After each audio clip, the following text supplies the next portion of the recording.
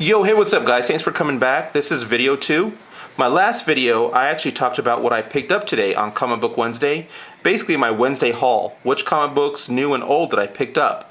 This video, I want to talk about, or at least discuss, different types of comic book bags that you can buy.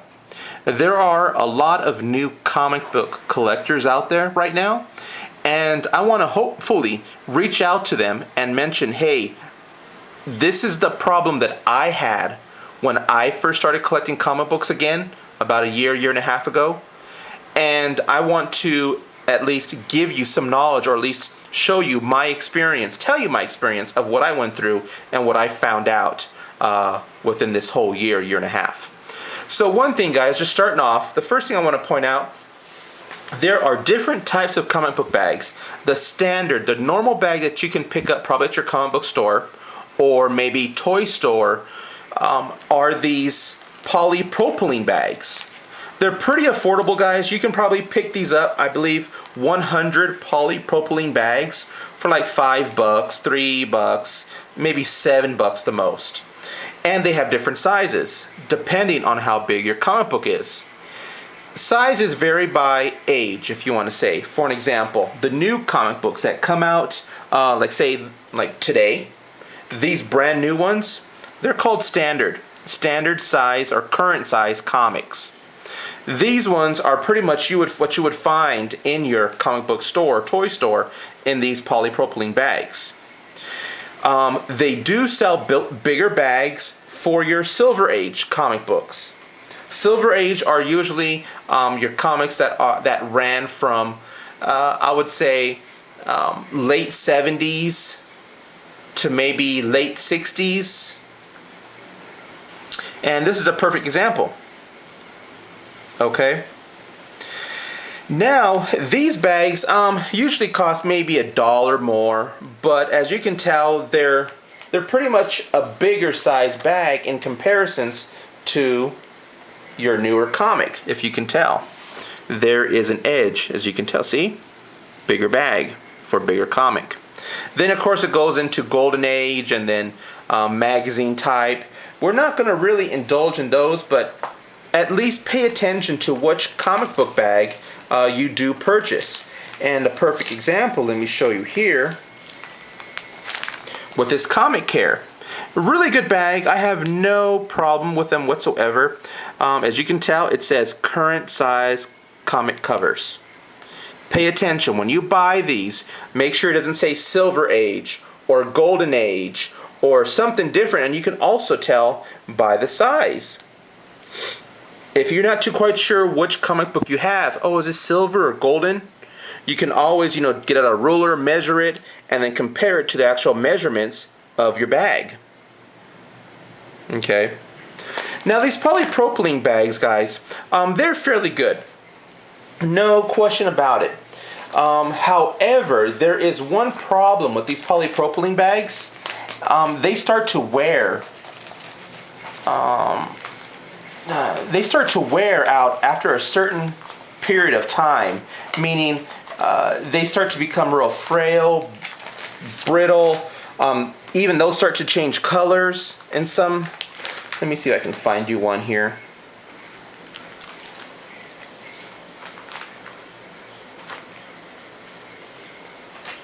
Okay, here we go. As you can tell, with my light there, you can tell, see how it's starting to wrinkle? And even after more time, some polypropylene bags will even start to yellow. And that can actually harm or damage your comic book because of the acid. We all know the comic book pages have a certain type of acid that starts to decay, plastics and even paper. Well, yes, this polypropylene, they're good for, what I've heard or read on the internet, they're usually good for about maybe 7 years or so, and you actually need to change and replace them. Take out your comic book, put them in a new polypropylene bag, and that's just a hassle. I found that to be, after I read that, and a lot of people confirmed, especially a few comic book stores that I go to, they confirmed, like, yeah, man, you got to replace them after 10 years, or at least 7 years, because it's going to start to mess up your comic. So I started doing a little bit more investigating. I found out, guys, that there is a bag that you don't really need to replace, and those are called Mylar. Mylar bags.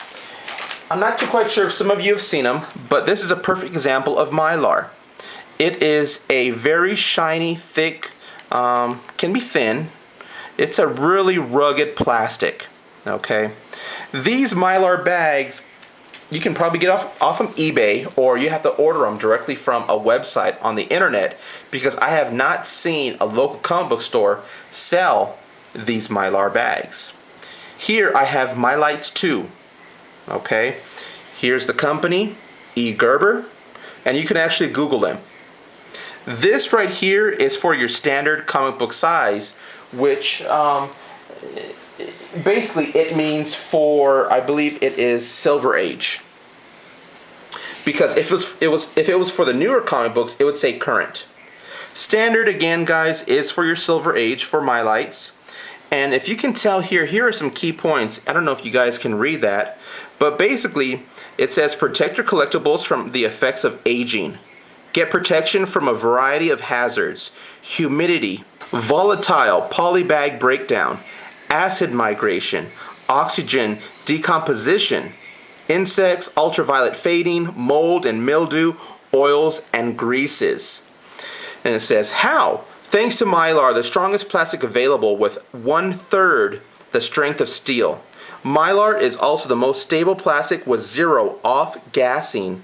It does not absorb moisture like poly bags and is 100 times more resistant to the diffusion of oxygen.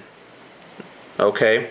Use the material specified by the National Archives, the Library of Congress, and the preservation experts around the world.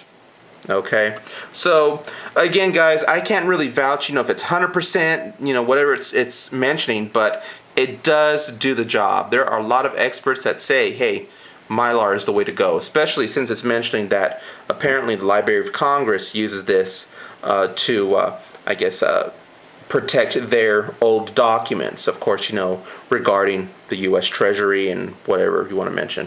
But anyways, guys, I use this pretty much for all my comics. Every single one.